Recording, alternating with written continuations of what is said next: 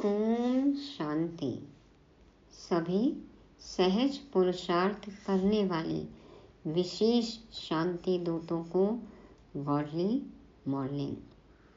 तेरे प्यार में डूबा रहता है दिल हमारा।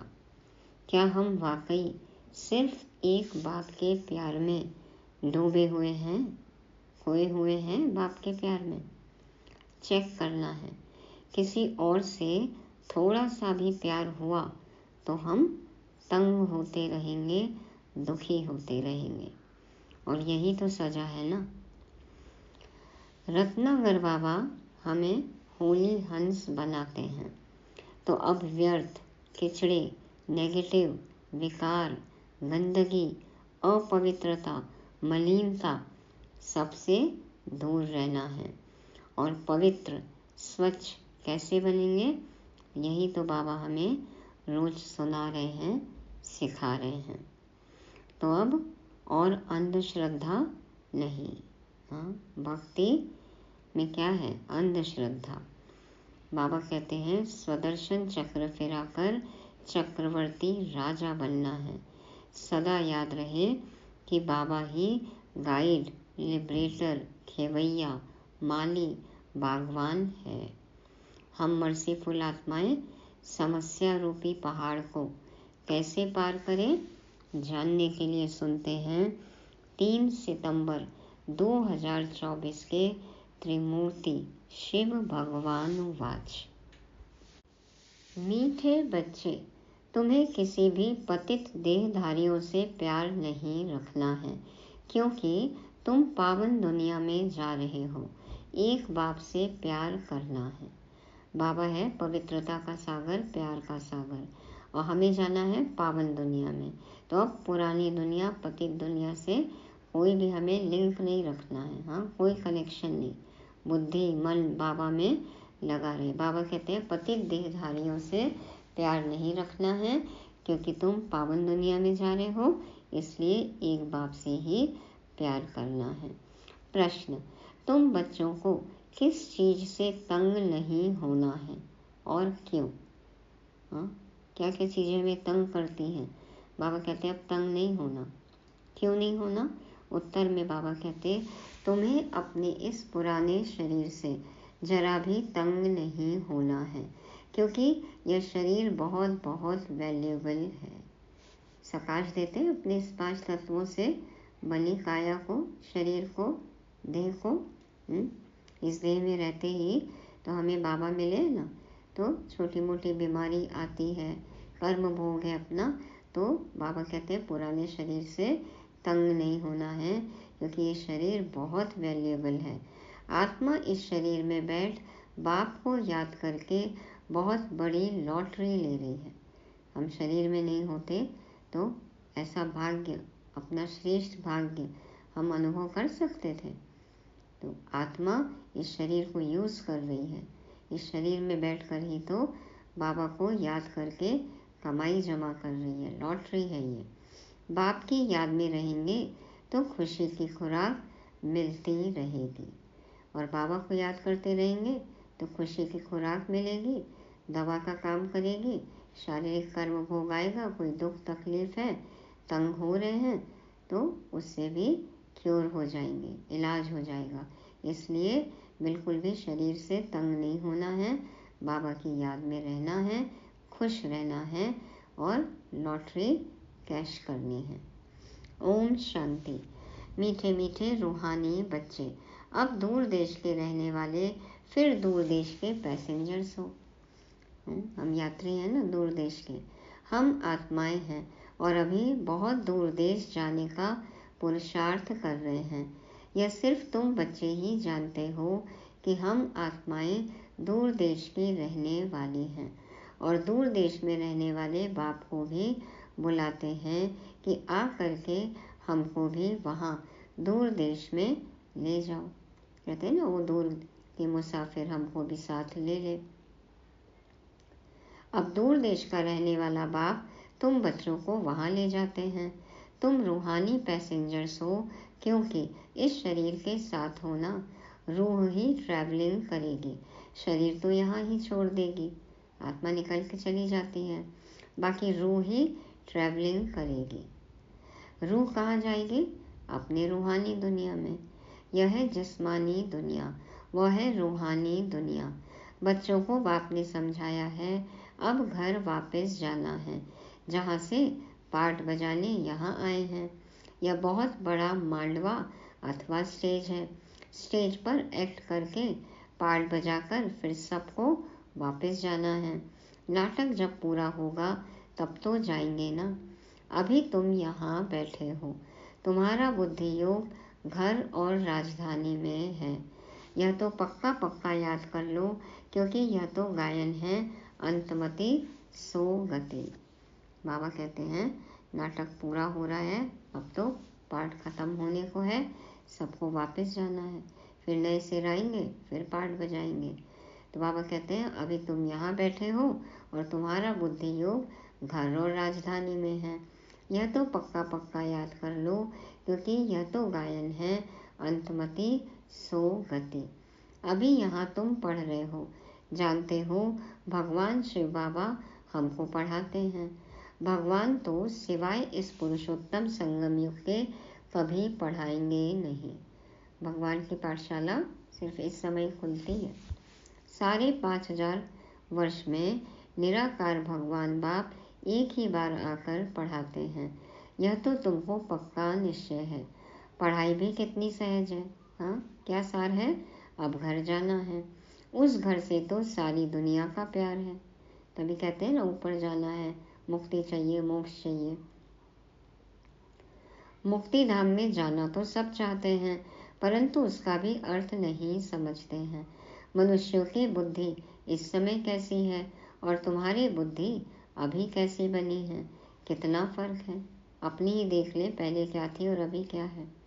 तो तुम्हारी है स्वच्छ बुद्धि, नंबरवार पुरुषार्थ अनुसार। सारे विश्व के आदि मध्य अंत का नॉलेज तुमको अच्छी तरह है। तुम्हारे दिल में यह है कि हमको अब पुरुषार्थ कर नर से नारायण जरूर बनना है। यहाँ से तो पहले अपने घर में जाएंगे ना, तो खुशी से जाना है। जैसे सतयुग में देवताएं खुशी से एक शरीर छोड़ दूसरा लेते हैं, वैसे इस पुराने शरीर को भी खुशी से छोड़ना है। इनसे तंग नहीं होना है, क्योंकि यह बहुत वैल्यूएबल शरीर है। दादी जानकी हमेशा कहती थी ना कि मैं अपने शरीर को भी सकाश देती हूँ। अभी तो देखो ये शरीर चल रहा है, तो ये वैल्यूएबल शरीर है। इस शरीर द्वारा ही आत्मा को बाप से लॉटरी मिलती है। हम जब तक पवित्र नहीं बने हैं तो घर जा नहीं सकेंगे। बाप को याद करते रहेंगे, तब ही उस योग बल से पापों का बोझा उतरेगा, नहीं तो बहुत सजा खानी पड़ेगी। पवित्र तो जरूर बनना है। लौकिक संबंध में भी बच्चे कोई गंदा पतित काम करते हैं तो बाप गुस्से में आकर लाठी से भी मार देते हैं, क्योंकि बेकायदे पतित बनते हैं। हाँ, बाप बच्चों को मारे, और देखो आजकल तो बच्चे ही मार देते हैं बाप को। लाठी तो क्या, बंदूक क्या, क्या क्या नहीं चल जाता है। किसके साथ भी बेकायदे प्यार रखते हैं तो भी माँ बाप को अच्छा नहीं लगता है। हाँ, माँ बाप की मर्जी के खिलाफ जाते हैं, अपने समाज से धर्म से बाहर प्यार करते हैं तो एक्सेप्ट नहीं करते हैं, माँ बाप को अच्छा नहीं लगता है। यह बेहद का बाप फिर कहते हैं तुम बच्चों को यहाँ तो रहना नहीं है, अभी तुमको जाना है नई दुनिया में। वहाँ विकारी पतित कोई होता नहीं। एक ही पतित पावन बाप आकर ऐसा पावन तुमको बनाते हैं। बाप खुद कहते हैं हमारा जन्म दिव्य और अलौकिक है, और कोई भी आत्मा मेरे समान शरीर में प्रवेश नहीं कर सकती। भल धर्म स्थापक जो आते हैं उनकी आत्मा भी प्रवेश करती है, परंतु वह बात ही अलग है। वो तो फिर बाद में पुनर्जन्म भी लेते हैं। हम तो आते ही हैं सबको वापस ले जाने के लिए। तो बाबा का तो दिव्य अवतरण है, आते हैं सबको ले जाने के लिए। वह तो ऊपर से उतरते हैं नीचे अपना पार्ट बजाने। हम तो सबको ले जाते हैं, फिर बतलाते हैं कि तुम कैसे पहले पहले नई दुनिया में उतरेंगे।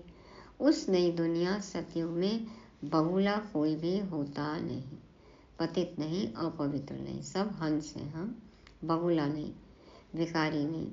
बाप तो आते ही हैं बहुलों के बीच, सब विकारी हैं, फिर तुमको हंस बनाते हैं। अब तुम हंस बने हो, मोती ही चुगते हो। हंस बनेंगे कैसे? जब मोती चुगेंगे, ज्ञान रत्न चुगेंगे, तब पवित्र बनेंगे, हंस बनेंगे। तो बाबा कहते हैं अब तुम हंस बने हो, मोती ही चुगते हो। सतयुग में तुमको यह रत्न नहीं मिलेंगे। यहाँ तुम यह ज्ञान रत्न चुगकर हंस बनते हो। बगुले से तुम हंस कैसे बनते हो, यह बाप बैठ समझाते हैं। अभी तुमको हंस बनाते हैं। देवताओं को हंस, असुरों को बगुला कहेंगे। दिव्य गुण हैं तो फिर हंस, आसुरी अवगुण हैं तो बगुला। अभी तुम खिचड़ा छुड़ाए मोती चुगाते हो। पहले खुद का खिचड़ा छूटे, खुद मोती चुगे, तब तो औरों को चुगाए ना। तो बाबा कहते हैं अभी तुम खिचड़ा छुड़ाए मोती चुगाते हो। तुमको ही पद्मा पदम भाग्यशाली कहते हैं। तुम्हारे पैर में छापा लगता है पद्मों का। कदम कदम में कमाई है। देखो अपने गुरु गोसाई का भी पैरों का छापा लगाकर घर में लगाते हैं ना, फ्रेम करा के, कि बरकत होगी, धन दौलत आएगी, सुख शांति होगी। तो बाबा कहते हैं तुम्हारे पैर में छापा लगता है पद्मों का। शिव बाबा को तो पाँव है नहीं जो पद्म हो सके, वह तो तुमको पद्मा पदम भाग्यशाली बनाते हैं। बाप कहते हैं मैं तुमको विश्व का मालिक बनाने आया हूँ। यह सब बातें अच्छी रीति समझने की हैं। मनुष्य यह तो समझते हैं ना स्वर्ग था, परंतु कब था, फिर कैसे होगा, वह पता नहीं है। तुम बच्चे अभी रोशनी में आए हो। रोशनी में आए हो माना ज्ञान मिल गया है। वह सब है अंधियारे में, अज्ञान अंधियारे में भटक रहे हैं, भक्ति में धक्के खा रहे हैं। यह लक्ष्मी नारायण विश्व के मालिक कब कैसे बने, यह पता ही नहीं है। 5000 वर्ष की बात है। बाप बैठकर समझाते हैं। जैसे तुम आते हो पाठ बजाने, वैसे मैं भी आता हूँ। तुम निमंत्रण देकर बुलाते हो। कैसे बुलाते हो?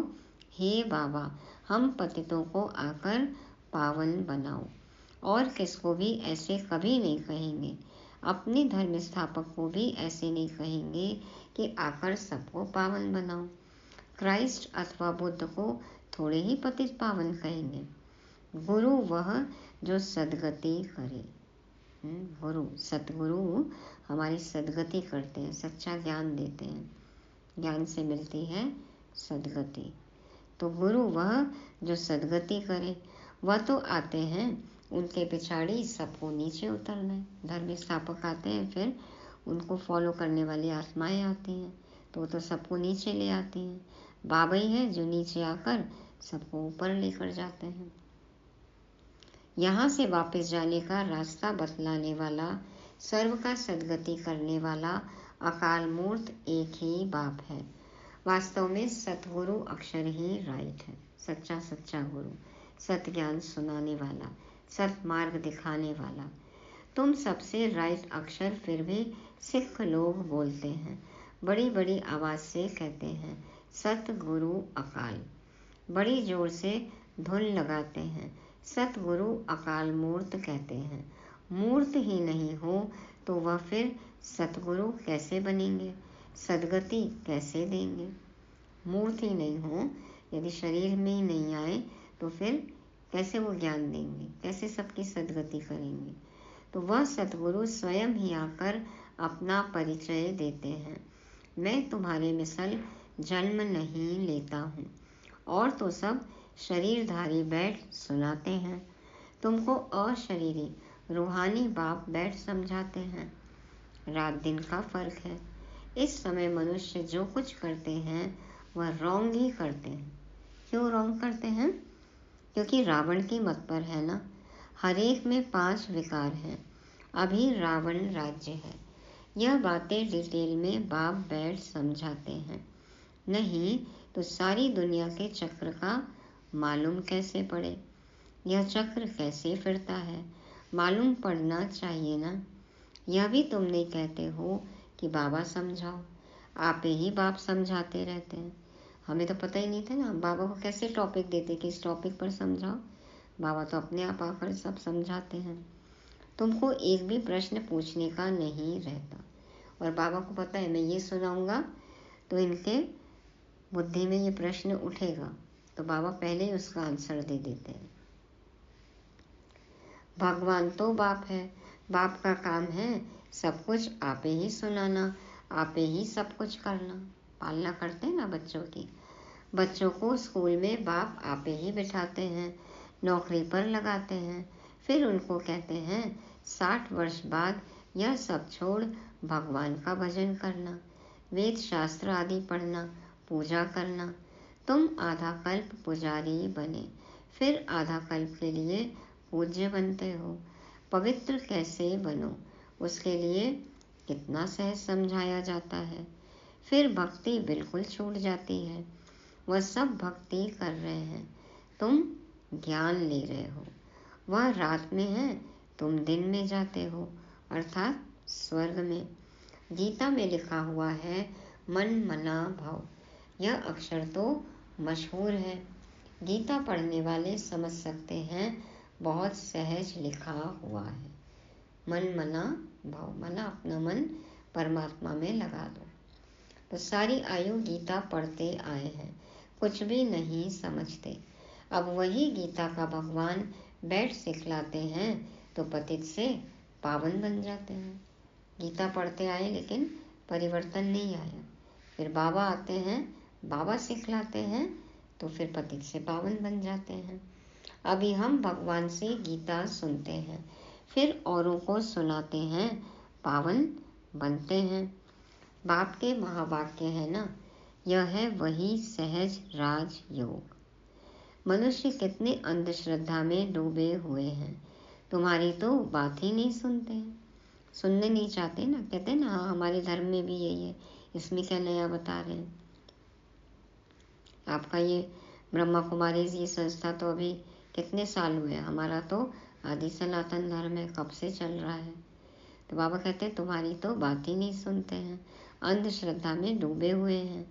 ड्रामा अनुसार उन्हों की भी जब तकदीर खुले तभी आ सके तुम्हारे पास। तुम्हारे जैसी तकदीर और कोई धर्म वालों की नहीं होती। बाप ने समझाया है, यह तुम्हारा देवी देवता धर्म बहुत सुख देने वाला है, तुम भी समझते हो। बाप ठीक कहते हैं, शास्त्रों में तो वहाँ भी कंस रावण आदि बैठ दिखाए हैं, देवताओं के साथ असुरों को दिखा दिया है। वहाँ के सुख का तो कोई को पता ही नहीं है। भल देवताओं को पूजते हैं परंतु बुद्धि में कुछ नहीं बैठता। अब बाप कहते हैं बच्चे मुझे याद करते हो। प्रश्न पूछ रहे बाबा, मुझे याद करते हो। ऐसे कभी सुना कि बाप बच्चे को कहे कि तुम मुझे याद करो। लौकिक बाप कभी ऐसे याद कराने का पुरुषार्थ कराते हैं क्या? यह बेहद का बाप बैठ समझाते हैं, तुम सारे विश्व के आदि मध्य अंत को जानकर चक्रवर्ती राजा बन जाएंगे। पहले तुम जाएंगे घर, फिर आना है पाठधारी बनकर। अभी किसको भी पता नहीं पड़ेगा कि यह नई आत्मा है या पुरानी आत्मा है। नई आत्मा का नामाचार जरूर होता है। कोई नई आत्मा उतर के आती है तो देखो पहले सतो रजो तमो, पहले तो सतो प्रधान हाँ जीवन मुक्त, और फिर धीरे धीरे पतित बनती जाती है, तो हर एक स्टेज से गुजरती है। तो बाबा कहते हैं समझ सकते हो कौन नई आत्मा कौन पुरानी आत्मा। बाकी और तो कोई नहीं समझ सकेंगे ना दुनिया वाले। तो नई आत्मा का नामाचार जरूर होता है। अभी भी देखो कोई कोई का कितना नामाचार होता है। मनुष्य ढेर आ जाते हैं, बैठे बैठे अनायास ही आ जाते हैं, तो वह प्रभाव पड़ता है। बाबा भी इसमें अनायास ही आते हैं तो वह प्रभाव पड़ता है। अचानक ही एंट्री ली ना शिव बाबा ने। बाबा कहते हैं बाबा के आने से सब पर प्रभाव पड़ता है। वह भी नई आत्मा आती है तो पुरानों पर प्रभाव होता है। टालियां निकलती जाती हैं तो उनकी महिमा होती है। किसको पता नहीं रहता है कि इनका नामाचार क्यों है? इस आत्मा ने ऐसा क्या किया जो इतना फेमस हो गए, जान नहीं सकते। नई आत्मा होने से उनमें कशिश होती है। अभी अभी प्योर आत्मा उतरी है ना, सजा खाकर गई थी तो प्योर तो हुई, अब नीचे उतरी है तो आकर्षण है। अभी तो देखो कितने ढेर झूठे भगवान बन गए हैं। इसलिए गायन है, सच की बेड़ी हिलती डुलती है लेकिन डूबती नहीं है। हर एक भगवान बना बैठा है ना। बाबा कहते हैं सच की नाव हिलेगी डुलेगी लेकिन डूबेगी नहीं। तूफान बहुत आते हैं क्योंकि भगवान खेवैया है ना। अब बाबा हमारी नाव खेरा है, मुझ नैया को खेरा है, पार लगा रहा है। बाबा कहते हैं इसमें तूफान तो आएंगे लेकिन निश्चिंत रहना है। खेवैया कौन है? बाबा, भगवान, सर्वशक्तिवान। पतवार उसके हाथ में है। तो बच्चे भी हिलते हैं, नाव को तूफान बहुत लगते हैं और सत्संगों में तो ढेर जाते हैं, परंतु वहाँ कभी तूफान आदि की बात नहीं आती। यहाँ अबलाओं पर कितने अत्याचार होते हैं, परंतु फिर भी स्थापना तो होनी है। बाप बैठ समझाते हैं, हे आत्माएं, तुम कितना जंगली कांटे बन पड़े हो। दूसरों को कांटा लगाते हो तो तुमको भी कांटा लगता है। रिस्पॉन्ड तो हर बात का मिलता है। वहाँ दुख की छीछी बातें कोई होती नहीं, इसलिए उनको कहा ही जाता है स्वर्ग। स्वर्ग में जरा भी दुख नहीं है। मनुष्य स्वर्ग और नरक कहते हैं परंतु समझते नहीं हैं। कहते हैं फलाना स्वर्ग गया, तो यह कहना भी वास्तव में रॉन्ग है। निराकारी दुनिया को कोई हेवन नहीं कहा जाता है। हाँ, आत्माओं की दुनिया स्वर्ग नहीं है, साइलेंस है वहाँ पर, साइलेंस वर्ल्ड। बाबा कहते हैं वो नहीं, जहाँ पाठ चलता है। हम आत्माएं शरीर लेकर पाठ बजाती हैं, जहाँ पवित्र हैं, सबको आत्मिक स्मृति है, दिव्य गुणों की धारणा है, तो वो है हेवन, स्वर्ग। तो निराकारी दुनिया को कोई हेवन नहीं कहा जाता है, वह है मुक्ति धाम। यह फिर कहते हैं स्वर्ग में गया। स्वर्ग तो यही है ना, और वो कह देते हैं कहाँ गया, मुक्ति धाम। स्वर्ग पधारा, लेकिन मुक्ति धाम तो जा नहीं सकते और स्वर्ग में भी नहीं जा सकते, तो कहाँ जाते हैं? हाँ, नरक में ही जन्म लेते हैं ना। नरक में पुनर्जन्म, दुख धाम में पुनर्जन्म। तो शांति धाम, मुक्ति धाम, सोल वर्ल्ड वो है, लेकिन वो कह देते हैं स्वर्ग में गया। अभी तुम जानते हो यह मुक्ति धाम आत्माओं का घर है, जैसे यहाँ घर होते हैं। भक्ति मार्ग में जो बहुत धनवान होते हैं तो कितने ऊंचे मंदिर बनाते हैं, है ना, कितना खर्च करते हैं। शिव का मंदिर देखो कैसे बनाया हुआ है, 12 ज्योतिर्लिंगम देखें। लक्ष्मी नारायण का भी मंदिर बनाते हैं तो सच्चे जेवर आदि कितने होते हैं, बहुत धन रहता है। अभी तो झूठ हो गया है। तुम भी आगे कितने सच्चे जेवर पहनते थे, आजकल तो धर्म ही नहीं है सच्चे जेवर पहनने का। हाँ, जमाना ही नहीं है। अभी तो गवर्नमेंट के डर से सच्चा छिपाए झूठ पहनते रहते हैं। वहाँ तो है सच ही सच, झूठा कुछ भी होता नहीं। यहाँ सच्चा होते भी छिपा कर रख देते हैं। दिन प्रतिदिन सोना महंगा होता रहता है, देख रहे हैं ना अभी रेट। हाँ, आसमान छू रहा है सोने का दाम। हमेशा लगता है ना कि अरे सस्ता था पहले ले लिए होते, अभी और आगे बढ़ेगा दाम तो सोचेंगे अरे पहले ले लिए होते। लेकिन रुपए की वैल्यू, पैसे की वैल्यू उतनी होती है, उस हिसाब से ही सोने का दाम रहता है, तो वो उस समय भी महंगा ही लगता है। तो दिन प्रतिदिन सोना महंगा होता रहता है। वहाँ तो है ही स्वर्ग, तुमको सब कुछ नया मिलेगा। नई दुनिया में सब कुछ नया, अखिचार धन था, अथाह धन था। अभी तो देखो हर एक चीज कितनी महंगी हो गई है।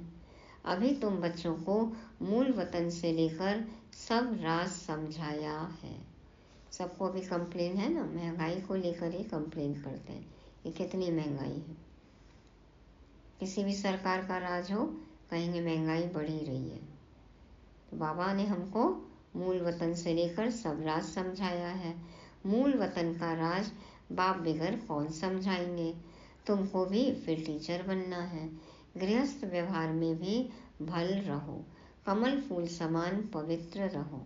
औरों को भी आप समान बनाएंगे तो बहुत ऊंच पद पा सकते हैं। यहाँ रहने वालों से भी वह ऊंच पद पा सकते हैं। नंबरवार तो है ही, बाहर में रहते हुए भी विजय माला में पिरो सकते हैं। कोई कहीं भी रहे, हाँ, ज्ञान योग धारणा सेवा है तो बाबा कहते हैं विजय माला में पिरो सकते हैं। हफ्ते का कोर्स ले, फिर भल विलायत में जाएं, वह कहाँ भी जाएं।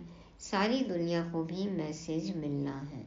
बाप आए हैं, सिर्फ कहते हैं मामेकम याद करो। वह बाप ही लिबरेटर है, गाइड है। वहाँ तुम जाएंगे तो अखबार में भी बहुत नाम हो जाएगा। दूसरों को भी यह बहुत सहज बात लगेगी। आत्मा और शरीर दो चीज है, आत्मा अलग शरीर अलग। आत्मा में ही मन बुद्धि है, शरीर तो जड़ है। पाठधारी आत्मा बनती है। खूबी वाली चीज आत्मा है, तो अब बाप को याद करना है। खूबी वाली चीज आत्मा है, तो आत्मा क्या करे, परमात्मा बाप को याद करे। यहाँ रहने वाले इतना याद नहीं करते हैं जितना बाहर वाले करते हैं। मधुबन से ज़्यादा बाबा कहते हैं बाहर रहने वाले बच्चे याद करते हैं। जो बहुत याद करते हैं और आप समान बनाते रहते हैं, कांटों को फूल बनाते रहते हैं, वह ऊंच पद पाते हैं। तुम समझते हो पहले हम भी कांटे थे ना, कांटे अपवित्र थे। तो बाबा कहते हैं तुम समझते हो अब कि पहले हम भी कांटे थे।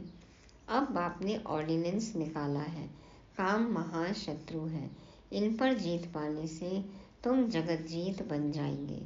परंतु लिखत से कोई समझते थोड़ी हैं, अभी बाप ने समझाया है। कई बातें हमने पहले भी सुनी हुई है लेकिन असर नहीं होता था। बाबा आके सिंप्लीफाई करके समझाते हैं तो देखो समझ रहे हैं बच्चे, पवित्र बन रहे हैं।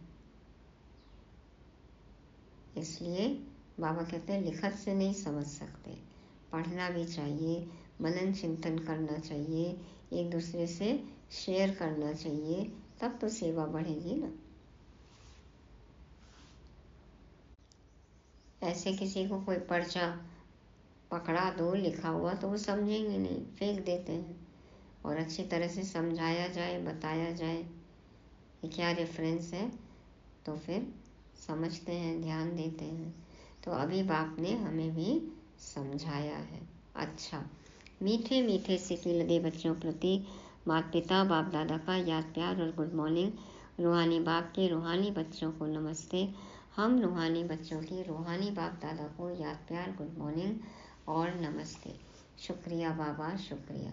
धारणा के लिए मुख्य सार, पहला पॉइंट, सदा ज्ञान रत्न चुगने वाला हंस बनना है, मोती ही चुगने हैं, किचड़ा छोड़ देना है। हर कदम में पद्मों की कमाई जमा कर पद्मा पदम भाग्यशाली बनना है। दूसरा, ऊंच पद पाने के लिए टीचर बनकर बहुतों की सेवा करनी है। कमल फूल समान पवित्र रह आप समान बनाना है, कांटों को फूल बनाना है। वरदान, तेरे मेरे की हलचल को समाप्त कर रहम की भावना इमर्ज करने वाले मर्सीफुल भव। तेरे मेरे की हलचल को समाप्त कर रहम की भावना इमर्ज करने वाले मर्सीफुल भव। बाप दादा समझाते हैं समय प्रति समय कितनी आत्माएं दुख की लहर में आती हैं। अभी भी देख रहे हैं ना गुजरात में क्या हाल हो रहा है। मगरमच्छ घुस आए हैं शहरों में हर जगह पानी ही पानी। तो बाबा कहते हैं कि समय प्रति समय कितनी आत्माएं दुख की लहर में आती हैं। प्रकृति की थोड़ी भी हलचल होती है, आपदाएं आती हैं तो अनेक आत्माएं तड़पती हैं, मर्सी रहम मांगती हैं। तो ऐसी आत्माओं की पुकार सुन रहम की भावना इमर्ज करो। पूज्य स्वरूप मर्सीफुल का धारण करो। स्वयं को संपन्न बना लो तो यह दुख की दुनिया संपन्न हो जाए। अभी परिवर्तन की शुभ भावना की लहर तीव्र गति से फैलाओ तो तेरे मेरे की हलचल समाप्त हो जाएगी। कोई भी परिस्थिति आती है, प्राकृतिक आपदाएं आती हैं तो आत्माएं तड़पती हैं ना, पुकारती हैं। तो बाबा कहते हैं कि आपको पुकार नहीं सुनाई देती है? हाँ, पुकार सुनते हो। बाबा कहते हैं रहम की भावना इमर्ज करो, अपने पूज्य स्वरूप मर्सीफुल का धारण करो और हम खुद को संपन्न बना लेंगे तो ये दुनिया क्या है, संपन्न हो जाएगी। कैसे? दुख की दुनिया संपन्न हो जाए, माना दुख खत्म हो जाएगा और ये दुनिया भी खुशियों से भर जाएगी। सभी मनुष्य आत्माएं खुश हो जाएंगी, अपने अपने पुरुषार्थ अनुसार मुक्ति, जीवन मुक्ति को प्राप्त कर लेंगे। तो बाबा कहते हैं स्वयं को संपन्न बना लो तो यह दुख की दुनिया संपन्न हो जाए। हम भरपूर तो हम सदा खुश रहेंगे ना, तो हमारे लिए तो दुख खत्म ही हो जाएगा। अभी परिवर्तन के शुभ भावना की लहर तीव्र गति से फैलाओ। सबके प्रति शुभ भावना हो, शुभकामना हो। जैसे ये वाइब्रेशन फैलेगा, बाबा कहते हैं तेरे मेरे की हलचल समाप्त हो जाएगी। तो हमें अचल अडोल बनना है, शुभ चिंतक बनना है, शुभ भावना की लहर फैलानी है, हलचल को समाप्त करना है। देख रहे हैं दुनिया का क्या हाल हुआ पड़ा है। तो ऐसे में सदा अपना कर्तव्य करते रहना है और बाबा बताते ही रहते हैं कि हमें क्या क्या करना है। स्लोगन: व्यर्थ संकल्पों की हथौड़ी से समस्या के पत्थर को तोड़ने के बजाय हाई जंप दे समस्या रूपी पहाड़ को पार करने वाले बनो। व्यर्थ संकल्पों की हथौड़ी से समस्या के पत्थर को तोड़ने के बजाय हाई जंप दे समस्या रूपी पहाड़ को पार करने वाले बनो। कोई समस्या रूपी पत्थर है तो बार बार प्रश्न कर रहे हैं, ऐसा क्यों, ऐसा क्यों, व्यर्थ संकल्प चला रहे, बार बार उस पर हथौड़ा मार रहे हैं। टूटेगा पत्थर, कितना तोड़ सकेंगे। और बाबा कहते हैं अब क्या करना है, पहाड़ को क्रॉस करना है ना। कैसे क्रॉस करेंगे? हाई जंप देकर। तो उड़ान भरनी है, सदा योग युक्त रहना है, हर समस्याओं से पार हो जाएंगे, हर परिस्थिति खिलौना लगेगी। तो क्या करना है हमें आज की मुरली से? पहली बात, ज्ञान रत्न ही चुगना है। होली हंस है ना, बगुले तो नहीं है, तो ज्ञान रत्न ही चुगना है। दूसरा, घर गृहस्थी में रहते हुए कमल पुष्प समान पवित्र रहना है। तीसरा, खुशी की खुराक खाते रहना है, तो ये खुराक खाओ भी और खिलाओ भी। चौथा, रहम की भावना इमर्ज करनी है। सभी आत्माएं पुकार रही हैं तो सबके प्रति हमारे दिल में रहम हो, मर्सी हो। और पांचवा, समस्या रूपी पहाड़ को हाई जंप लगाकर पार करना है। तो उड़ते रहो, उड़ाते रहो। ओम शांति।